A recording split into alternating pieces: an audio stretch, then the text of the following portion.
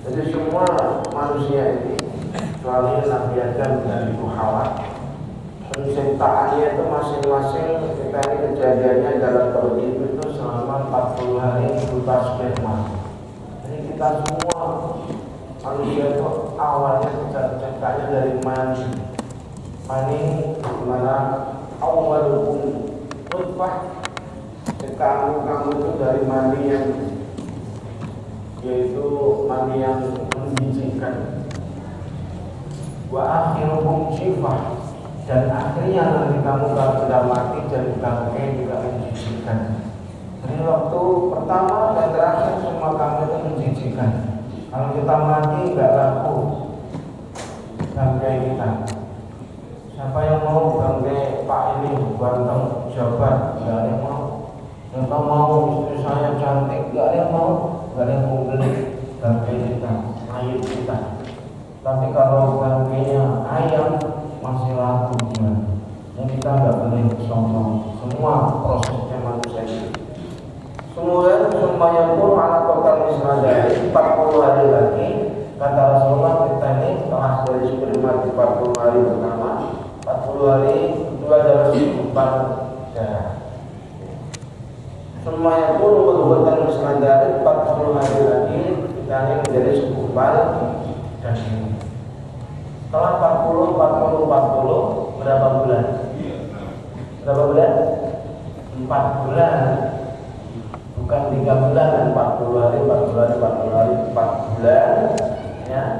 Maka semua diusahakan malaku, kemudian malaikat kata Nabi perintahkan oleh Allah, fayam ruh, mulai janin yang di perut ibu kita ini mulailah ada rohnya, mulai ada kehidupan.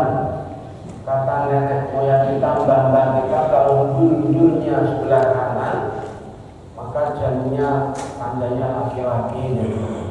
Kalau dul-dulnya sebelah kiri, maka janinnya perempuan.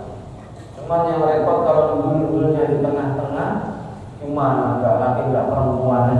Nanti mbah-mbah kita yang benar aja, belum ada alat yang canggih seperti sekarang. Kemudian setelah itulah baik maru biar baik kalimatin, kalau sudah 4 bulan darahnya ini malaikat diperintahkan mencatat di lauhil mahfuz, yaitu 4 hal. Nah, dari hadis ini maka jangan kaget ada orang-orang kalau putrinya menantunya hamil terus mau ada acara 4 bulanan itu diambilkan hadis dari Bukhari Muslim ini. Tapi kalau bangun saran, kalau bangun yang dipakai Jawa Tengah, Jawa Timur, diikutin ulama-ulama sana. Kalau bangun makanya adalah bukan 4 bulan, tapi dipakainya adalah 7 bulan. Ini berdasarkan Al-Quran surat Al-A'raf ayat 189. Kalau yang 4 bulan saat-saat ditentukan itulah yang berdoa ada acara sedekah. Dan kalau bangun yang dari ayat di mana Allah berfirman, "Walladzi khalaqakum min nafsin wahidah wa ja'ala minha zawjaha liyaskuna ilaiha. Falamma taghasyaha hamalat hamlan khafifan famarrat. Falamma asqalat da'a Allaha rabbahuma la in ataitana shalihan lanakunanna minasyakirin." Jadi Nabi Adam setelah Ibu Hawa ini hamil, falamma asqalat, setelah kandungannya Ibu Hawa ini hamilnya sudah terasa berat. Inilah ditafsirkan para ulama-ulama, kandungan terasa berat itu kalau sudah 7 bulan. Makanya saya nggak berani nanya bapak-bapak, karena bapak-bapak nggak pernah hamil. Ya. Kalau bapak-bapak hamil saya tanya, kalau bapak-bapak nggak pernah hamil coba tanyakan istrinya. Kalau sudah kandungan 7 bulan, inilah saat itulah tidak Allah Rabbahuma. Nabi Adam dan Ibu Hawa itu sama-sama berdoa kepada Allah, la in ataitana shalihan lanakunanna minasyakirin. Kata Nabi Adam dan Ibu Hawa, kalau Bapak anugerahkan kepada kami anak yang saleh, tentunya kami akan bersyukur. Inilah dalilnya bangun dan ulama-ulama yang lain. Acaranya adalah 7 bulan. Silahkan yang mau 7 bulan ambil dari ayat Al-Quran. Kalau yang mau 4 bulan ambil dari hadis Nabi. Karena dalam 4 bulan inilah mulai ditentukan, dicatat di Lauhul Mahfuz. Setelah ditentukan inilah kita berharap satu yuktabu rizquhu, janin itu mulai dicatat rezekinya. Yang kita berdoa, ya Allah, mudah-mudahan janin yang dikandung oleh putri saya, oleh istri saya, ya Allah, mudah-mudahan rezekinya dapat rezeki yang lancar, yang luas, yang halal, yang berkah. Bismillah, minta kepada Allah. Bagaimana Nabi Adam dan Ibu Hawa berdoa kepada Allah. Rezeki ini adalah bukan karena dia semangat atau karena dia kerja keras. Rezeki bukan ditentukan dari kerja keras. Kalau rezeki ditentukan dari kerja keras, Khalid bin Mulan paling kaya. Dia sampai banting tulang, pinggir balik naik atas, tapi sehari 150-200 ribu. Tapi ada yang rezeki itu cuma tanda tangan, gak ada 2 menit 1 miliar. Masya Allah. Jadi rezeki bukan karena pinternya. Kalau pinternya orang-orang yang soleh-soleh yang ibadah, rezekinya kaya raya. Tidak. Rezeki itu adalah dari Allah. Makanya kalau nggak percaya, tanya sama pedagang. Pas kita beli, tahu-tahu habis. Bang, kenapa sih nggak ditambahin bikinnya banyak? Giliran besok dia bikin ditambahin banyak, ternyata lebih banyak, nggak habis. Maka pedagang-pedagang itu sudah apa? Mau laku, enggak sekarang mau habis, enggak, sudah dipatok sekian. Ya. Karena rezeki itu benar-benar sudah diukur oleh Allah. Ada yang rezekinya 1 quintal, ada yang rezekinya 1 ember, ada yang rezekinya 1 botol, bahkan cuma ada yang rezeki cuma tutup botol sedikit. Ini adalah dari samanya. Hanya saja rezeki itu ada usahanya, ada beberapa datangnya rezeki bermacam-macam. Kemudian yang kedua, janin itu dicatat kalau sudah usia 4 bulan itu ajalnya, matinya di mana, usia berapa nanti kita janin ini akan mati, matinya gara-gara apa, itu sudah ada semua. Yang kita nggak usah saling menyalahkan. Ada orang yang besarnya dari kecil sampai dewasa dia di Jakarta, matinya di Mekah. Percaya nggak Bapak Ibu? Percaya. Waktu dia haji, tahu-tahu pas haji mati di sana. Makanya karena ada tempat meninggalnya semua sudah ada. Jadi kalau mati ada yang meninggal di tanah suci, nggak usah disesali. Barang-barang pemain tadi haji jadi susah, jadi mati masanya, nggak usah. Mati itu sudah di sana, sudah ada takdirnya. Paling kalau punya keluarga yang meninggal di tanah suci itu bersyukur. Karena kata Nabi, untuk syahidan wa syafi'an. Orang yang mati di tanah suci itu akan jadi saksi nanti. Bareng di alam maksud bareng-bareng Rasulullah. Semua makhluk yang meninggal di dunia ini, yang pertama kali bangkit di alam maksud adalah jenazah-jenazah yang matinya di tanah suci. Dari itu kan maupun di Madinah. Namanya tidak banget dua untuk syafi'an apakah memberikan syafaat. Hanya kalau kata Nabi, kalau kamu boleh mintalah mati di tanah suci. Tapi jangan terus nanti waktu umrah di hotel lantai 50 jual dari hotel ini bukan mati syahid, mati sangit, mati konyol. Yang meninggalnya itu benar-benar yang alami. Ini meninggal bukan karena sakit, meninggal bukan karena kecelakaan, tapi meninggal itu karena memang ajalnya sudah habis, meninggal sudah habis. Makanya tidak boleh kita ini melawan takdir. Kalau saya matinya ditabrak kereta api mati, tapi dia nggak usah tidur di rel kereta api, dia pasti mati. Ini yang Allah mengurutkan di situ. Kamu kok bilang takdir, kamu melihat takdir mati tabrak kereta api, pasti jawabnya enggak. Karena enggak, kalau manusia disuruh usaha ikhtiar. Kita benar naik motor pelan-pelan, ada sopir yang ugal-ugalan kita ditabrak. Ini diantaranya takdir. Makanya takdir ini ketahuannya kalau sudah terjadi. Kalau belum terjadi, kalau takdir saya orang melarat aja. Kamu cuma tidur, gak usah salah. Kemudian wa'amalahu, takdirkan juga amalnya. Orang yang ini nanti contohnya amal soleh atau amal tidak baik atau yang baik. Wasyaqiyun aw sa'idun, dan orang itu ditakdirkan akan calon orang yang celaka yaitu masuk neraka, atau janin ini calon penghuni penghuni surga, orang yang beruntung. Fawalladzi la ilaha ghairu, kata Allah, kata Nabi, demi zat yang tidak ada Tuhan selain Allah, inna ahadakum la ya'malu bi amali ahli jannah. Ada orang saben hari itu perbuatannya itu selalu beramal mengerjakan perbuatan amal-amalnya calon penghuni surga. Hatta ma yakunu bainahu wa bainahu illa sampai ibaratnya surganya dia itu tinggal satu jengkal masuk surganya ibaratnya. Tapi kalau takdirnya dia adalah calon penghuni neraka, akhirnya akhir hayatnya dia masuk neraka. Tahu contohnya? Pernah dengar namanya Darseso? Pernah dengar Darseso? Buka di YouTube. Darseso ini di zaman setelah Rasulullah, di zaman Bani Umayyah, ulama terkenal sampai santrinya itu 60.000 santri. Tapi dia matinya masuk jahanam. Gara-gara dan ceritanya, sudah pernah dengar ceritanya? Benar nih, nggak apa yang tak ceritakan ini, saya nggak nada-nada padanya. Setelah ulama Darseso ini sampai alimnya itu, sampai dia bisa jalan di atas laut, di atas air, alim banyak terkenal. Sampai dia 70 tahun itu berarti dia nggak pernah berbuat dosa, apalagi dosa besar. Ya punya santri 60.000, nggak ada di Indonesia ini santri yang santrinya sampai 60.000 tidak terkenal. Jadi udah sangat benar-benar terkenal saat itu.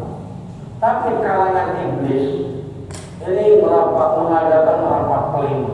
Bahasa bebasnya gimana nih iblis?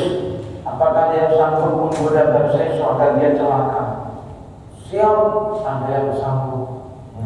Dia punya prinsip iblis ini lagi. Adam sama Hawa aja di surga bisa kita goda.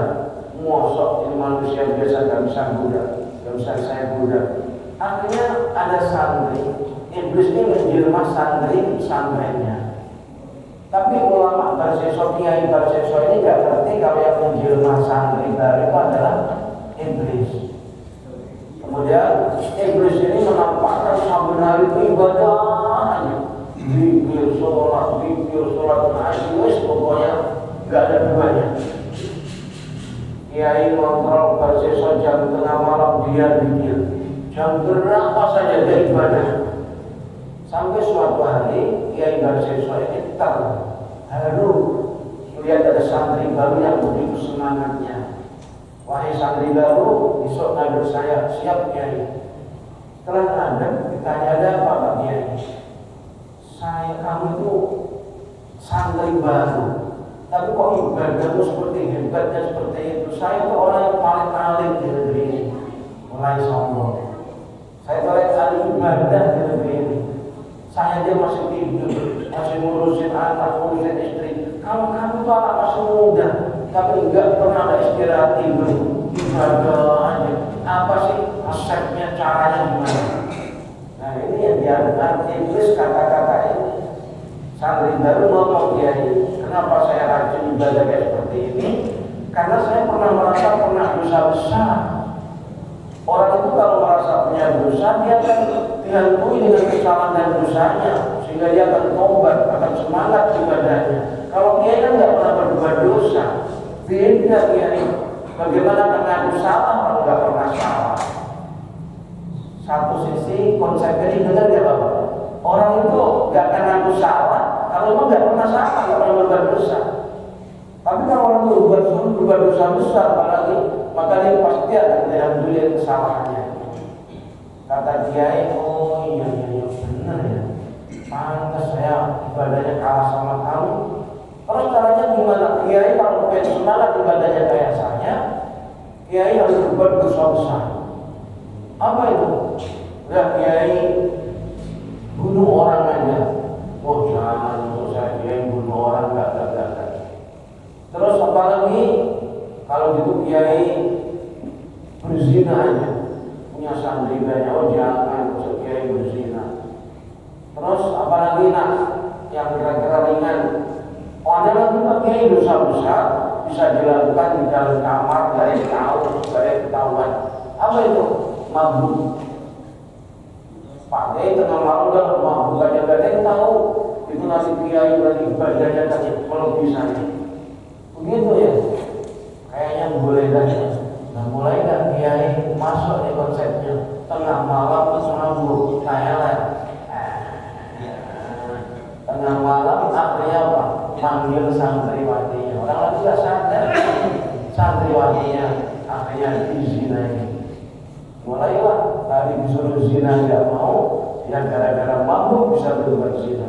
Kayak kata Nabi, roksukul ikhotiatin. Orang kalau sudah mulai main mabuk, mulai minuman keras, ya, apalagi yang sekarang udah begitu canggih, ya, narkoba, dosa apapun dia gak bakal, dia takut. Kayak jangan coba-coba, ya, mabuk maupun minuman keras, narkoba.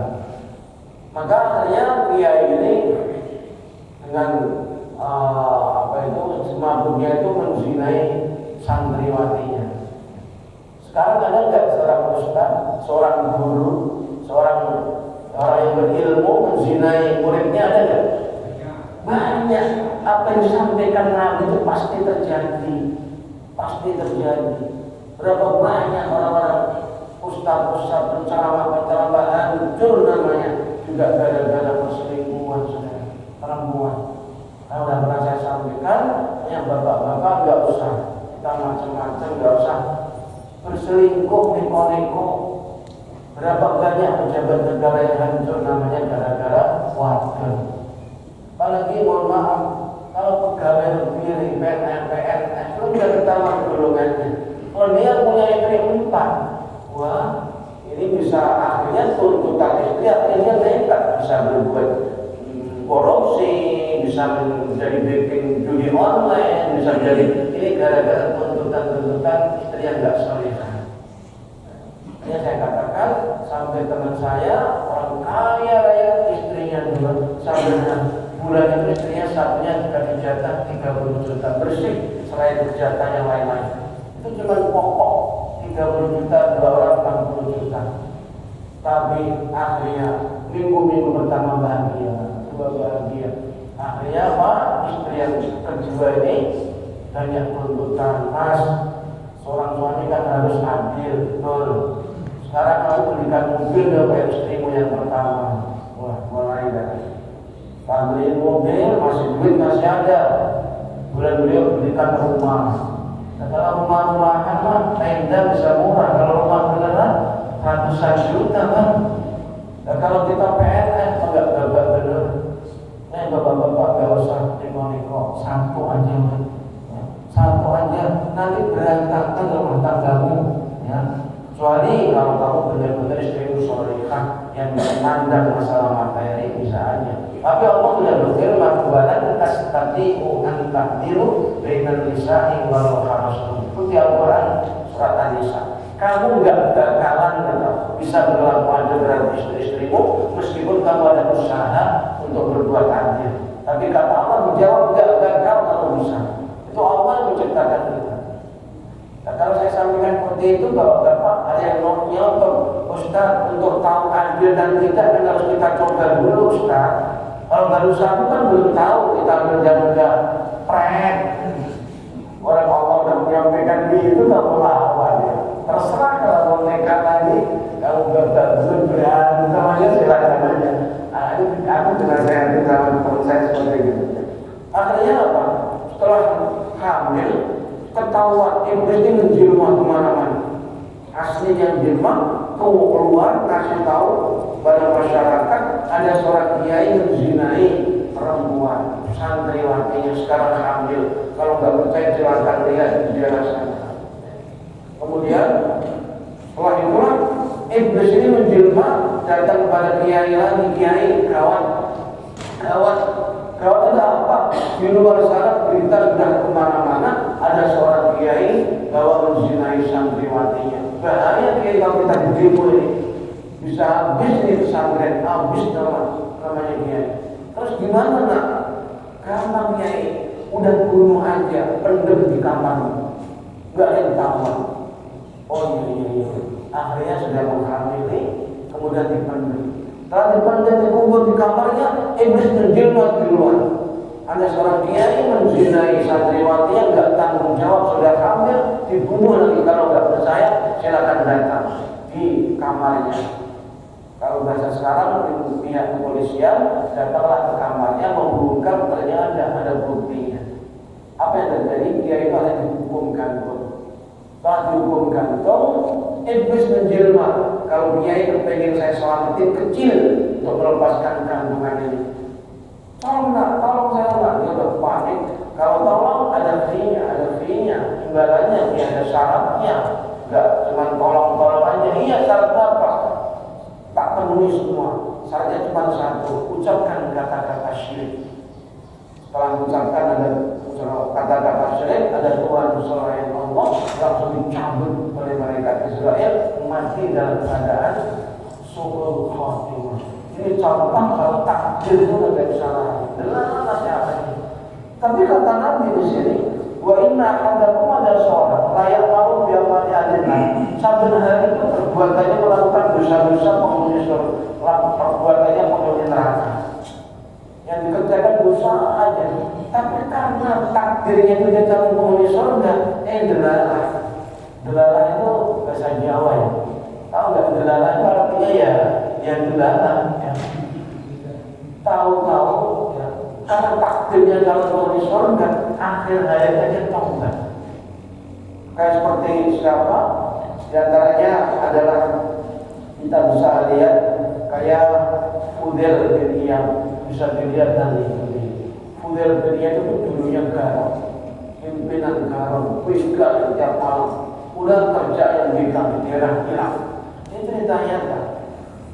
Kemudian suatu hari sampai kafilah-kafilah yang mau dagangannya itu sampai ada yang pun ini cepetan lewat, jangan sampai kemalaman, nanti ketemu sama apa itu Fudail, mati kita.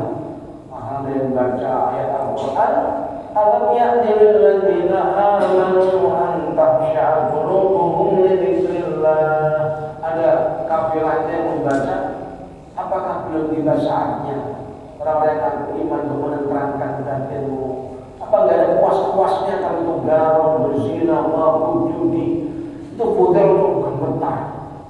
Malam itu gemetar, langsung taubatan nasuha, sampai anak buahnya kurang lebih 40 itu dia taubat semua. Sampai akhirnya Fudail itu menjadi imam besar, ulama besar.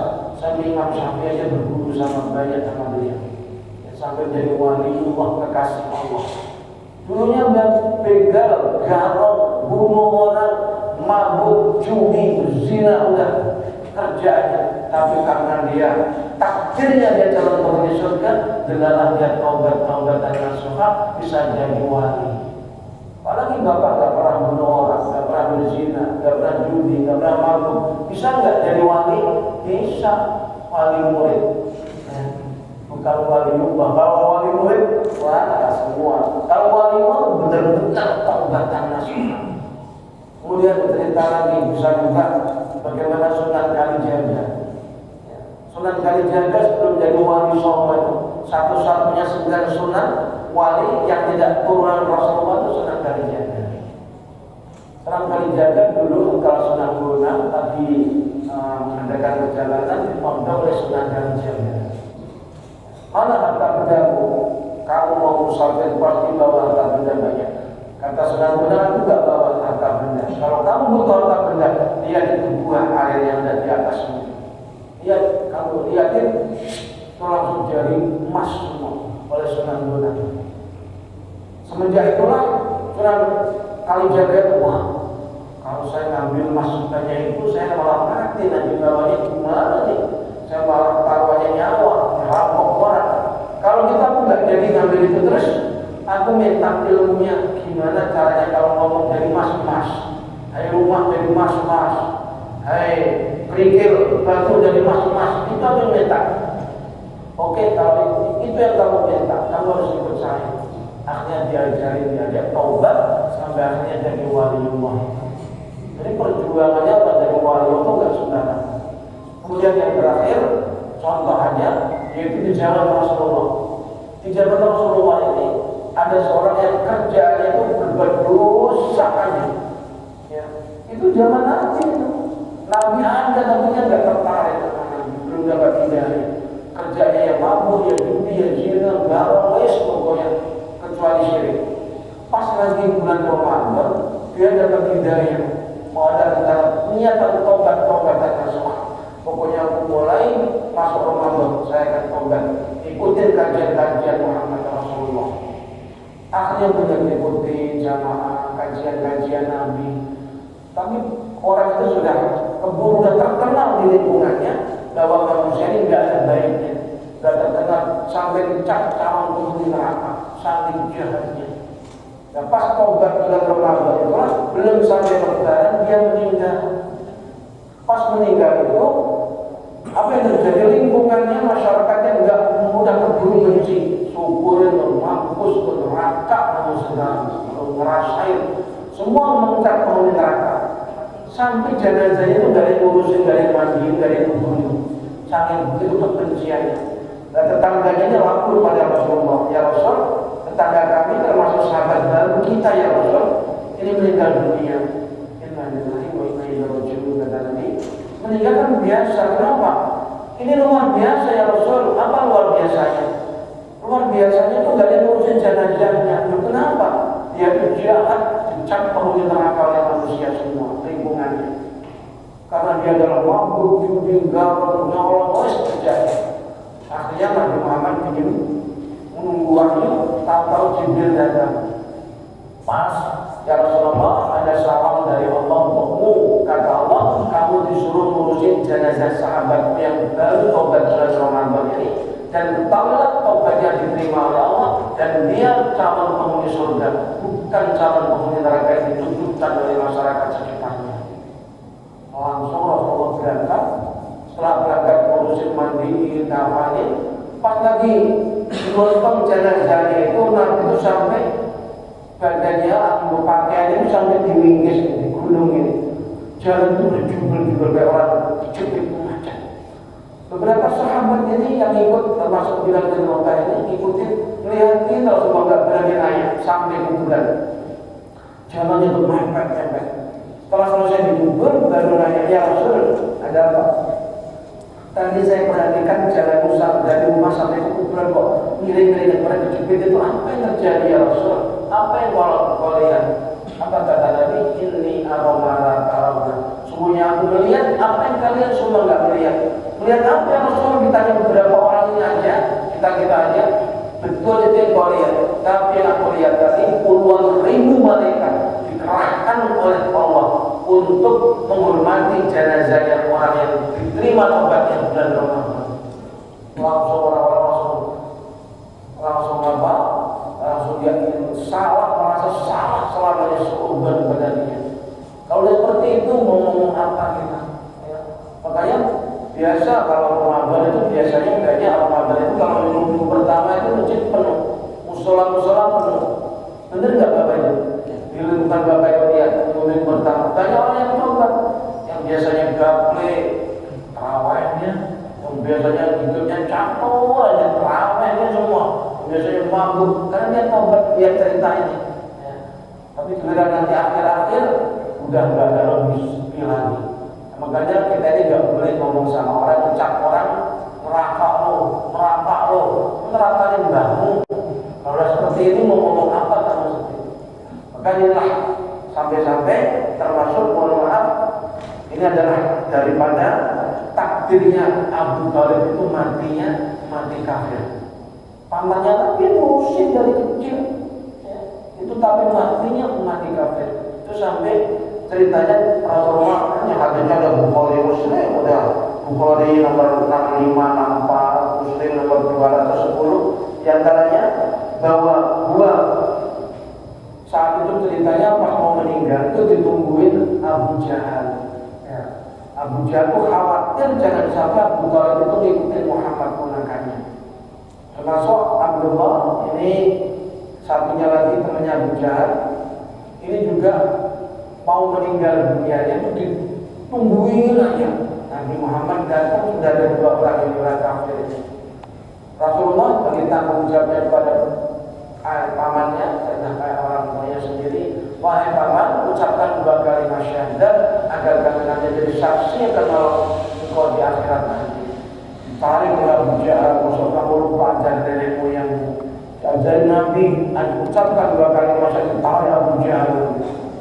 Itu tungguin Abu Jahal, Abu Sofyan, Abu Basok, Abu siapa lagi lah, Abu ini sampai dia ini enggak mengucapkan 2 kalimat syahadat sampai 3 kali turun wahyu dalam surat Al-Qasas ayat 56, innaka la tahdi man ahbabta. Muhammad, kata Allah, kamu bisa memberi hidayah pada orang yang kau cintai, itu Abu Thalib ini. Akhirnya mati dalam keadaan kafir, tidak mengucapkan 2 kalimat syahadat.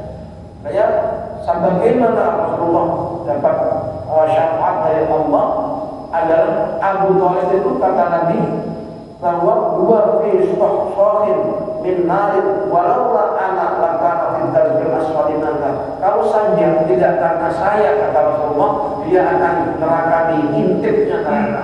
Tapi dapat syafaat, maka dia adalah orang yang paling ringan siksanya di neraka itu Abu Thalib. Kenapa?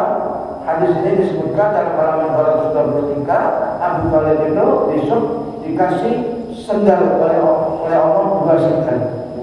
Memakai 2 sendal, maka tapi sendalnya itu dikasih panas bara api, sehingga badannya ini masih utuh, mulus. Abu Thalib itu masih utuh. Karena meninggal dunianya itu didilatin oleh Nabi, semua didilatin anggotanya. Bekas dilatannya Nabi, rudanya itu api nerakanya tidak bisa tembus. Karena sudah terkenal rudanya Rasulullah itu. Abu Bakar Siddiq waktu di Buasor mau transit, mau hijrah ke Madinah, transit di Buasor, sama dipatok pulang satu lewat kalah jendek, bungkak ke dengan sakitan sampai Abu Bakar menangis terus. Dalam Al-Quran surat At-Taubah ayat 40, illa taksuru faqad nasarallahu in akhrajahu alladziina kafaru saniyastani idhuma fil ghari idh yaqulu li sahibihi la tahzan inna Allaha ma'ana. Ya Abu Bakar, kamu gak usah sedih, kata Nabi Muhammad. Gak usah sedih. Nabi Abu Bakar, Allah bersama kita. Artinya Abu Bakar, ya Rasul, saya gak sedih, saya yakin Allah akan nolong kita. Tapi kenapa? Kaki kalau kaki itu sempat kalah jengking yang keguguran di kalah jengking Arab dan kalah jengking Indonesia sebagai sempat langsung Abu Bakar ditunjukkan mana lukanya, bekasnya ditunjukkan langsung diludahin Nabi. Terus langsung gak ada terasa, gak ada bekasnya sama sekali. Itu ceritanya kenapa dikul-dikul kalau obatnya diludahin terus. Dari sini ceritanya itu kalau tahu sejarahnya itu. Makanya kalau istrinya bapak ada luka yang sakit, udah ya. Saya jamin lukanya bukan sembuh tambah parah. Karena lukanya beda, Pak. Ludah Nabi sama ludah kita banyak dosa. Tapi kalau bapak orang soleh, insya Allah akan sembuh. Nah disitulah sampai akhirnya Abu Thalib ini badannya masuk semua, tapi otak-otaknya berdidih semua karena dari darah api yang dari neraka. Mudah-mudahan kita semua akan Allah selamatkan dari setan neraka. Amin ya rabbal alamin. Dari kami saya cukupkan sekian karena sekarang dulunya agak cepat awal, maka ya selesainya ya awal, ya tidak harus akhir gitu ya. Dari kami saya tutup dengan kata-kata majelis subhanallah.